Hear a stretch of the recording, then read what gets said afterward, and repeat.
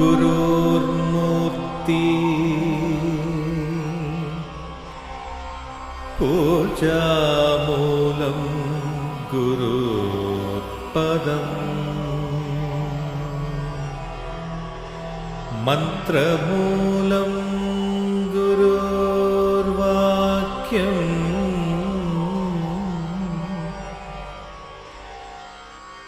मोक्षमूलं गुरुर्कृपा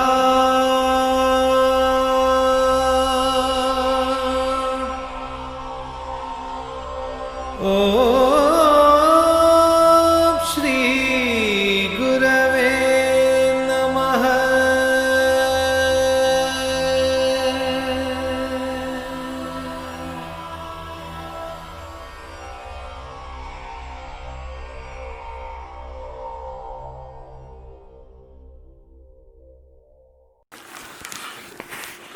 He has understood the essence of life through difficulties and problems. He did not slip away into a slumber of happiness. సుఖంగా ఉంటే ఏముంటుంది? వచ్చగా భోజనం పెట్టి పడుకోమంటే నిద్ర వస్తుంది కదా. సుఖం వల్ల మనుషులు నిద్రపోతాడు.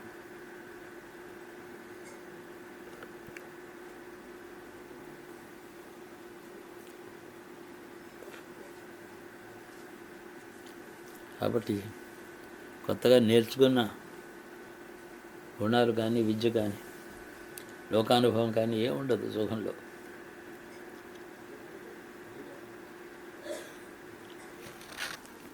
దుఃఖం కానీ కష్టం కానీ trial some days in life they make you more durable, resistant, tolerant. ఇవన్నీ వస్తాయి. Ultimately they will make you wiser. Understanding అది బేస్, అది వాడు తెలుస్తుంది. ఎంతో బాగా ఆదరించి నువ్వు చూసావు అనుకో, గ్రాటిట్యూడ్ బదులు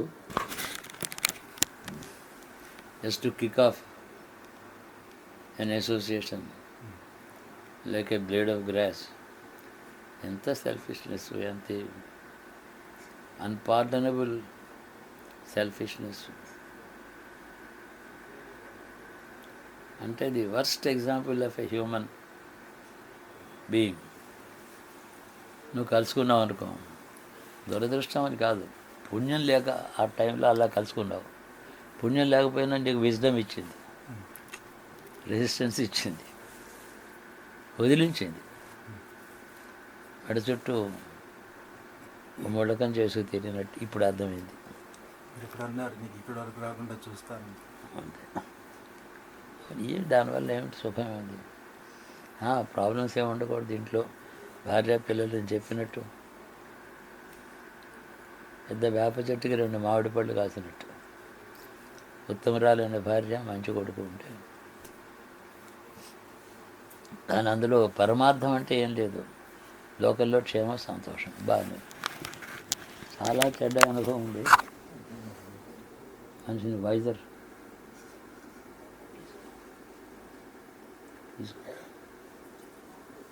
లోకానికి అనుభవం సంపాదించినప్పుడు లోకానికి గురువు అవుతాడు.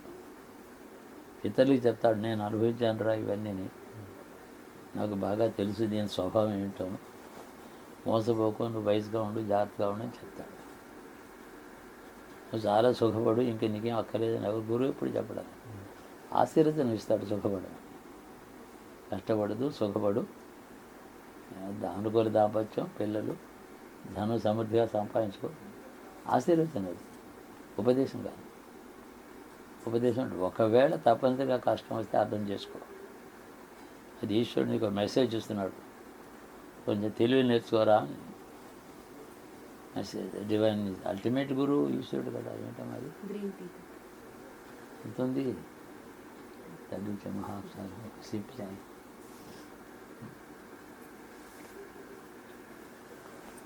అంటే ఇప్పుడు ఇంట్లో టైము 3:25. ఇది 30 అయిందా? కాబట్టి తల్లి తండ్రి సుఖపడరా అని ఆశీర్వదిస్తారు. గురువు అంటే ఈ ఆశీర్వదనం ఇస్తాడు. లైఫ్లో అపశృతి వస్తే దుఃఖపడికి ఇది నీకు మంచిది అంటాడు. అలా అనరు తల్లిదండ్రులు, సుఖపడమని అంటారు. అయ్యో పాపం మావాడు చాలా కష్టపడి దుఃఖపడతారు. గురువు దుఃఖపడడు. పరమార్థం అందులో ఏముంది అని ఆలోచిస్తాడు. అయితే నా శిష్యుడు ఉన్నాడే, వాడు తప్పు చేయలేదు కదా, నేరం వాడిది కాదు కదా, ఓకే బస్, ఇంకా పర్వాలేదు, హ్యాపీగా ఉంటాడు. దుఃఖానికి దిగులక్కర్లేదు. దిగులు పడడం ఎందుకు? దుఃఖం సుఖంగా ఉంటే పొంగిపోవడం ఎందుకు?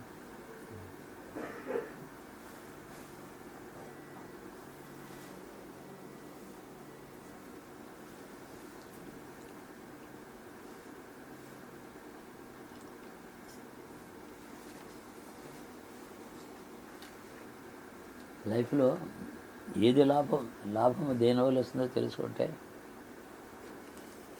సుఖం వల్ల ఏం లాభం ఏముంది? అందులో సుఖం అంతే. పీస్ఫుల్గా అంటే అదృష్టం, నన్ను అదృష్టం అంటారు.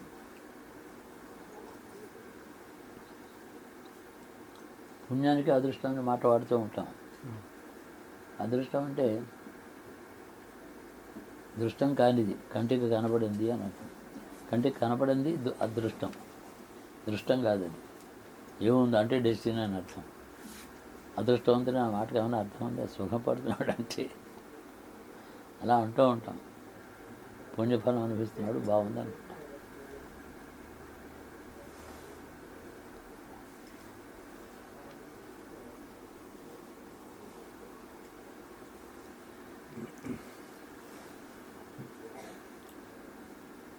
సుఖపడేవాడిని అదృష్టవంతుడు అనకుండా భాగ్యవంతుడు అనాలి. సుఖం ఉన్నా దుఃఖం ఉన్నా రోజు గడిచిపోతూ ఉంటాయి. నిన్న పొద్దున్న కంటే ఇవాళ పొద్దున్న 24 hours దగ్గర జరిగాం. ఫైనల్ డే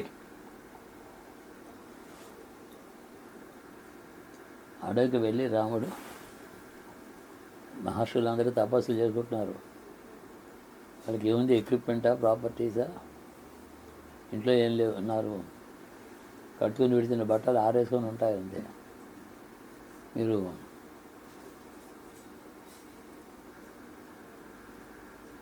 అతను మీరు క్షేమంగా ఉన్నారా, బాగున్నారా, కుశలంగా ఉన్నారా అని అడిగాడు.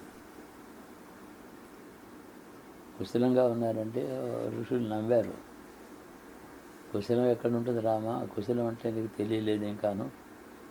కుశలం ఉండదు మానవుడికి. కథం అస్మాకం కుశలం ఆయుర్జాతి దినే అని నవ్వారు. రోజు ఆయుర్దాయం ఒక రోజు గడిపోతుంది. మృత్యుకు ఇంకో రోజు దగ్గర పడ్డాం, కాబట్టి ఇంకో రోజు దగ్గర పడతాం, ఇల్లుకి మరో రోజు దగ్గర పడ్డాం. అలాంటి మానవ జన్మకి కుశలం ఎక్కడ ఉంటుంది? ఉండదు అన్నారు. ఆయన బొరుగుకున్నాడు. నాకు ఏమిటో అర్థం కాలేదు అన్నాడు. అంటే మృత్యు రుచి చూసినవాడు కాదు ఆ జీవుడు. అది సీక్రెట్. దుఃఖం ఏమిటో, మృత్యు ఏమిటో, పుట్టుక చావు అంటే ఏమిటో అవే తెలిసినవాడు కాదు. నీకు తెలియదులే, ఇవన్నీ తెలియవు, నువ్వు సుఖంగా ఉండి పోమన్నారు రాముని. కుర్రవాడు కష్టాలు పడ్డాడు. పెళ్లి చేసుకుని సీతతో సుఖపడింది అన్నాడు కొద్ది రోజులే. వెంటనే ఒక అద్భుతమైన ముహూర్తం దొరికింది వశిష్ఠుల వారికి. పట్టాభిషేకం డైరెక్ట్గా అడవికి తీసుకుపోయింది ఆ ముహూర్తం. అంత గొప్పపాటు పెట్టిన ముహూర్తానికి ఇదే లేదు. ఇది సింహాసనం మీద కూర్చోవడం కంటే మా పవిత్రమైన పనిది వండి అన్నాడు. 60 ఏళ్ళు కూడా పూర్తిగా నిండక ముందే పోయినాడు రాముడు. 58, 57 ఆ ఏజ్ అంతే. అందుకన్నా ఎక్కడ పెరిగింది ఏదో. పాపం దురదృష్టవంతుడు, అయ్యో పాపం అంటామా మనం రాముడిని? అంటం లేదే. ఇంకో మనిషికి ఇవన్నీ వస్తే అయ్యో పాపం ఎన్నో కష్టాలు పడ్డాడు అంటాం. రాముడిని అంటంలే ఆ మాట. ఏదో శ్లోకం ఆపదాం అవతారం దాతారం తరం కదా, అందు మనుషుల ఆపదలన్నీ తీసేసేవాడివి, ఐశ్వర్యాన్ని ఇచ్చేవాడి, నీకు నమస్కారం అంటాం. అన్ని కష్టాలు పడ్డప్పుడు ఇంకొకటి ఏమి ఇస్తాడని ప్రశ్న అవుతుంది. అది అమెరికన్ అయితే అలా అడుగుతాడు. అలా కాదు, అన్ని శక్తులు ఉన్నవాడే పరిస్థితి ఎలా ఉందో అలా అనుభవించాడు. అందరూ కొన్ని కోట్ల మంది మనుషుల యొక్క కర్మఫలం ఉందే, పాపఫలం ఒక్కడే అనుభవించాడు. ఆయనకి పూర్వజన్మ లేదు, పాపం లేదు. పూర్వజన్మలో ఎంత పాపం చేశాడో, భార్యను ఎవడో రాక్షసులు ఎత్తుకుపోయాడు అయ్యో అంటాం. పూర్వజన్మే లేదు. మరి ఎందుకంత కష్టం? మానవ జీవితంలో, మానవ జాతిలో పుట్టి వాళ్ళందరూ అనుభవిస్తున్నటువంటి పాపఫలం తాను ఒక్కడే అనుభవించాడు. దాంతో అంత ఫలం, పాపఫలం ప్రజలకి పోయింది. ఆయన చూడడం చేత అదృష్టం వచ్చింది. లైఫ్ అంతా మనం బాగా, ఇవన్నీ కూడా హిందూ ఇండియన్ వాల్యూస్ ఇవి. Correct way of out looking at the world. జీవితాన్ని సక్రమంగా చూడడం ఇదే. అంతగానే ఏమిటి సుఖంలో ఏముంది? ఇప్పుడు స్లంబర్ ఉంది, నిద్రావస్థ. సుఖం కోరొద్దు, కష్టాలు కోరండి అని నేను చెప్పడంలే. సుఖమే కోరండి, పుణ్యమే సంపాదించండి, సుఖపడండి. గర్భవశాత్ ఏదైనా వస్తే దుఃఖపడక్కర్లేదు అని ఇందాక చెప్పింది. వస్తే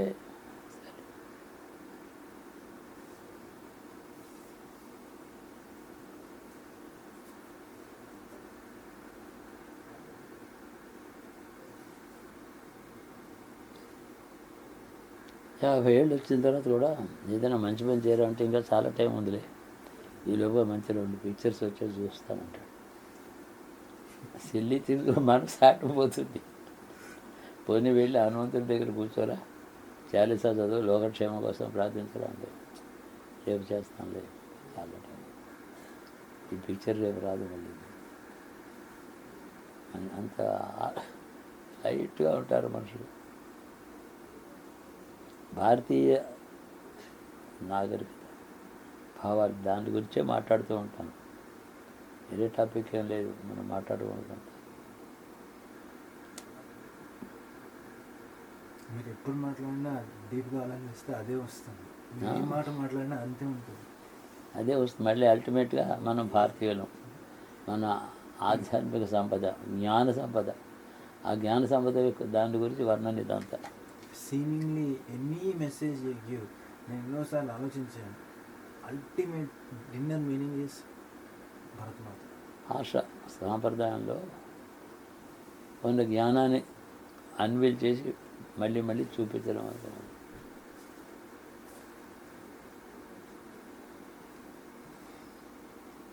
పొంగిపోవడం, కుంగిపోవడం రెండూ ఉండకూడదు. నేను గురువుగారు చెప్పాను, బర్మింగ్హామ్ గుడికి వెళ్ళి మీకు చెప్పాను కదా, ఫోన్లో చెప్పాను. అవునా?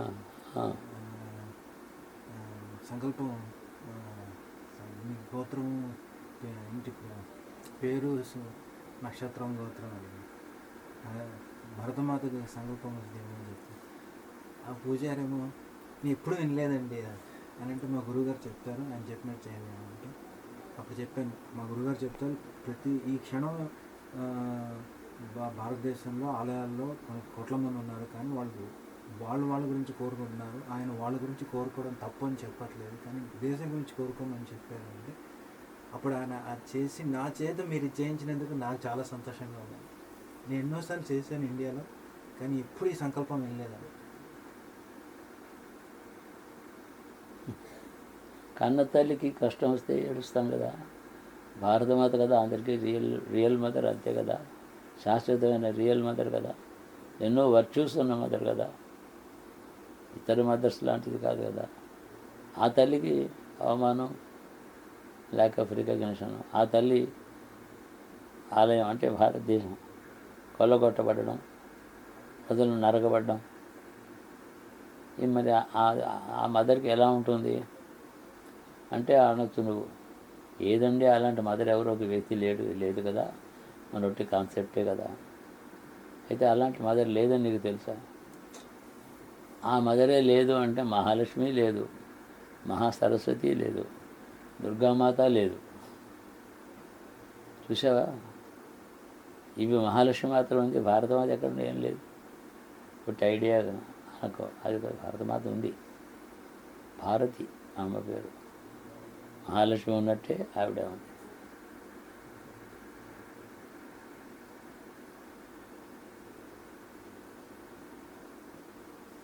ఆయన చాలా సంతోషపడ్డాడు ఆయన ఈ సంకల్పం మీ గురుగారు నా ద్వారా చేయించినారు. ఒక సనాతన ధర్మం కోసం ఆ పూజ ఆయన చేసినందుకే ఆనందించాడు ఆయన.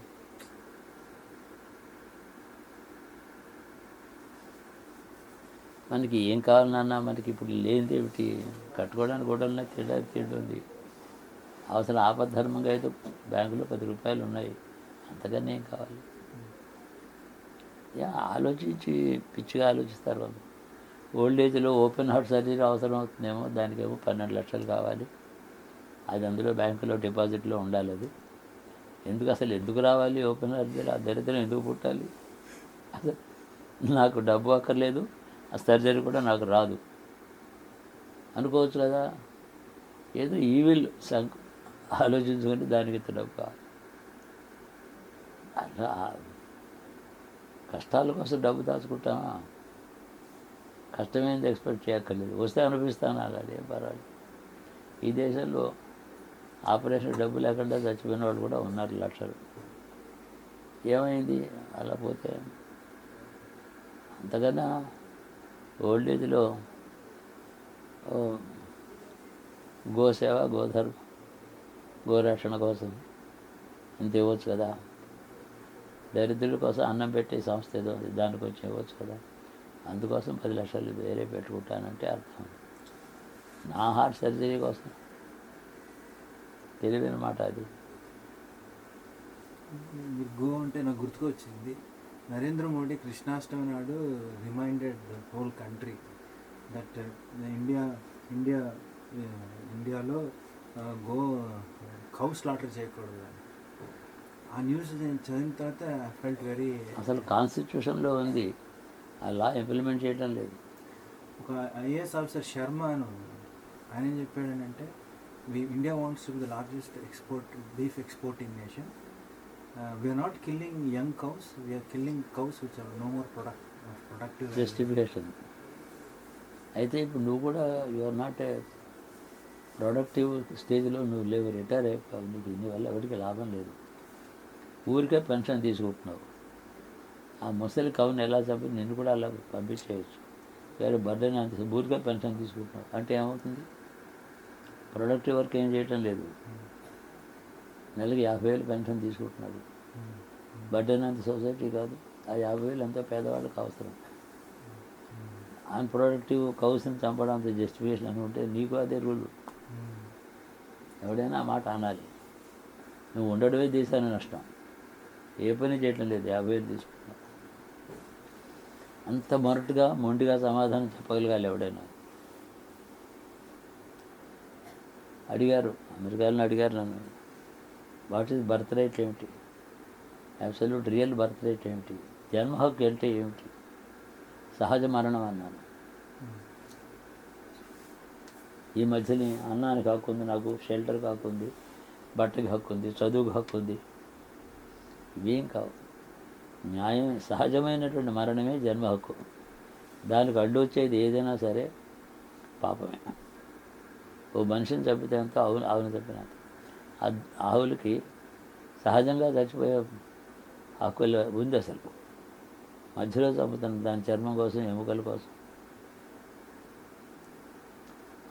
చాలామంది చచ్చిపోతున్నారు శత్రువుల చేతిలో, బాంబు బ్లాస్ట్లో. దాంట్లో ఏమవుతుంది? పుట్టగానే వాడికి సహజ మరణం ఉందే హక్కు, అది మనుషులు పోగొట్టుకుంటున్నారు. ఏదో బ్లాస్ట్లో చావడం, యాక్సిడెంట్లో చావడం. కారులో లారీని వెళ్ళి కొద్దిగా అక్కడ నిలబడి ఉండే లారీని చావు దగ్గరికి వెళ్ళి కొట్టుకుని చావడం కావాలని. మరి నీకు న్యాచురల్ డెత్ లభించడం లేదు, నీ జన్మ హక్కు నువ్వు పోగొట్టుకుంటున్నావు అలాంటి మరణం అది. అది గుర్తుపెట్టుకుంటే నీకెంత హక్కు ఉందో ఆవు కూడా అంత హక్కు. ఆవు ఏమిటి, గేదె ఏమిటి, గాడిదేమిటి, గుర్రం ఏమిటి, జన్మ హక్కు ఉంది వాటి అన్నిటి. సహజంగా మరణం ఉంది.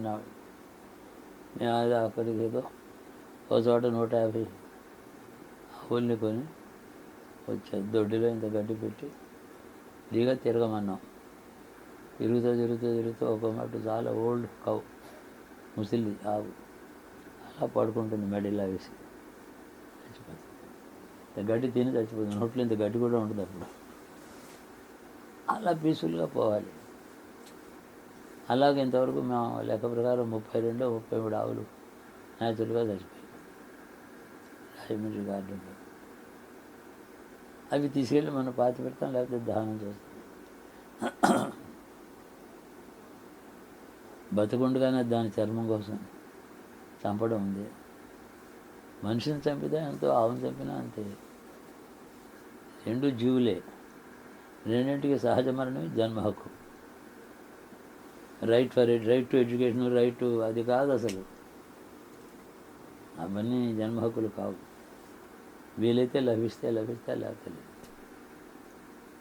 జన్మ హక్కు అంటే మృత్యువే, సహజ మృత్యువే. పుట్టిన తర్వాత పోక తప్పదు, తప్పనిసరిగా పోవాల్సిందే.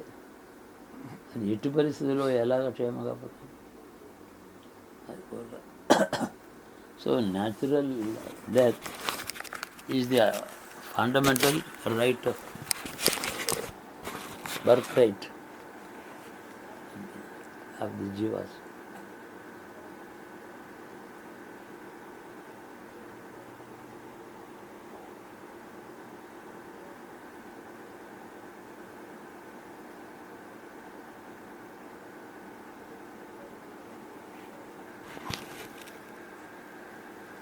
ఏదో చేయాలి మనుషులు. బీఫ్ ఈటింగ్ ఒక పెద్ద ఉద్యమం అంట ఉస్మానియా యూనివర్సిటీలో. పెద్ద కూర పండుగ అని పిలుస్తారు. అది పండుగ. ఏమిటా కల్చర్ నాకు అర్థం కాదు. బీఫ్ ఫెస్టివల్ ఏదో ఏమన్నా అర్థం ఉందా? దీనిపైన ఏంటంటే హ్యూమన్ ఫెస్టివల్ కూడా ఒకటి ఉంది. నక్కలు తింటాయి. హ్యూమన్ ఫెస్ట్ అంటే దానికి చాలా ఇష్టం. మరి దాన్ని సపోర్ట్ చేస్తే అది పుణ్యం వచ్చిండు. నక్కకి చాలా ఇష్టం హ్యూమన్ ఫ్లెష్. నలుగురు మనుషులు అక్కడ పడి నువ్వు తిను అంటే పుణ్యం వస్తుందేమో నాకు. నక్కను సంతోష పెట్టాను కదా, వీళ్ళు పారేయడమా లేకపోతే దాన్ని సంతోష పెట్టడమా? పుణ్యం. అది పుణ్యం అంటే నాది కూడా పుణ్యం, అది సంతోషిస్తుంది. ఏమిటి పుణ్యం? జన్మ హక్కు పశువు. ఏదో నల్ల తాజుబాబు ఇంట్లోకి వచ్చింది, భయం చేత ఆత్మరక్ష కోసం చంపుతాం.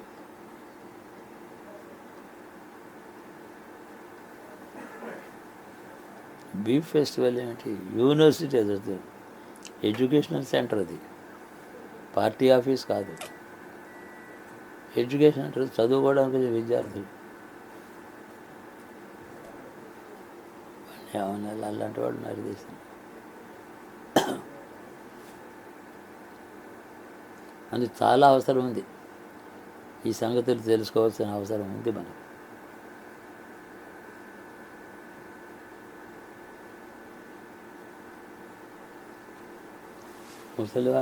ఆవులన్నీ ముసలివైపోయినాయి, పాలు ఇచ్చేది లేదు. అంటే పాలు ఇవ్వడం మానేసేయడం చేత ఇంకా అది యూస్లండి దాన్ని చంపుతావు అన్నమాట.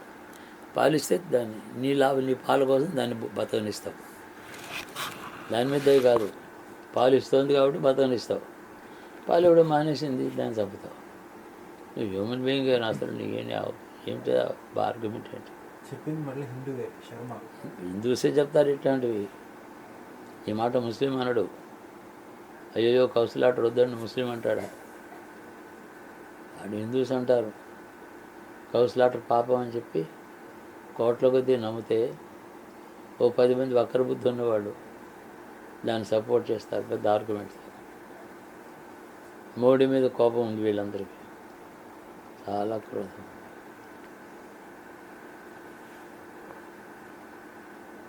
నేను చెప్తున్నా కదా, మనిషికి ఉండే వివేకం సహజంగా ఒకనాడు ఉన్నటువంటి దయా దాక్షిణ్యం, వివేకం, అహింస ఒకప్పుడు చాలా బాగుండేవి. ఈ పోయిన దశాబ్దంలో తీసుకొచ్చి ఇక్కడ పెట్టారు. ఈ దశాబ్దంలోనే దీని గురించి ఆలోచనలు వచ్చాయి. లల్లు యాదవ్ లాంటి వాడు, కంచా ఎలియా, వీళ్ళు ధర్మాన్ని గురించి మాట్లాడతారు. ఒట్టిపోయిన ఆవుని చంపితే తప్పు లేదు. నువ్వు ముసలాడయ్యా, అనవసరంగా 20 ఏళ్ళ నుంచి పెన్షన్ తీసుకుంటావు, నువ్వు అనవసరం ఏం పని చేయకుండా నాన్ ప్రొడక్టివ్, నువ్వు పైగా నెగిటివ్, నెలకి ఇంత పెన్షన్ తీసుకుంటున్నావు కాబట్టి నువ్వు చాలా నేషనల్ వెల్త్ కన్స్యూమర్, నీ ఉపయోగం ఏం లేదు. చంపితే బర్డెన్ తగ్గుతుంది. ఇలాంటి వాళ్ళు 1,00,000 మంది చంపితే కొంత బర్డెన్ తగ్గుతుంది కదా. అదే ఆర్గ్యుమెంట్. హ్యూమన్ బీయింగ్ బతికితే చాలా అక్కడ రైట్ ఉన్నట్టు వాడిని చంపకూడదని, ఆవుని చంపొచ్చని. వాడు హిందువుడు, శర్మ అంటే బ్రాహ్మడు కూడాను. వాడి జ్ఞానం అలా ఉంది. అంటే నాకు ఎక్కడ బాధ కలిగిందంటే, ఒక హిందూ నేషన్లో హిందూ పండగ రోజు గోవు అనేటువంటిది మనం చాలా దాన్ని పూజ చేస్తాం. చేసేటువంటిది. కృష్ణాష్టమి రోజు శ్రీకృష్ణుడికి అతి ప్రాణప్రదమైనటువంటి గోవుని నరేంద్ర మోడీ రిమైండ్ చేసే స్టేజ్కి దిగజారు.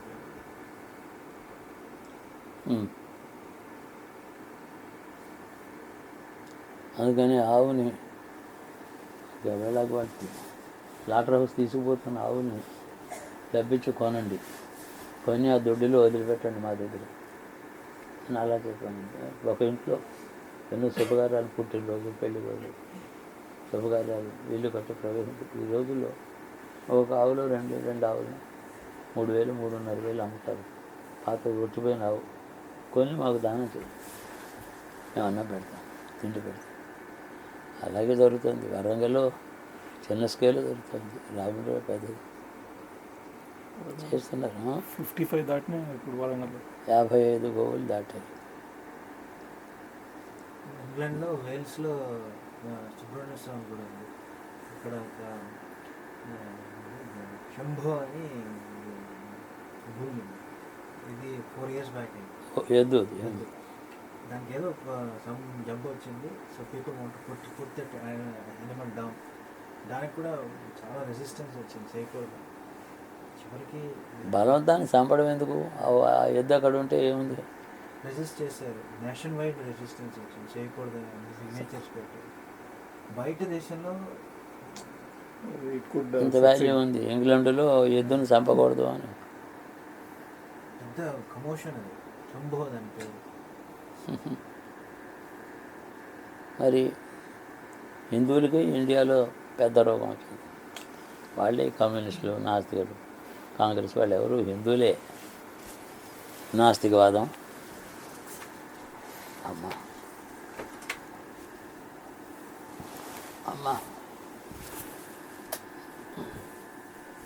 శంకర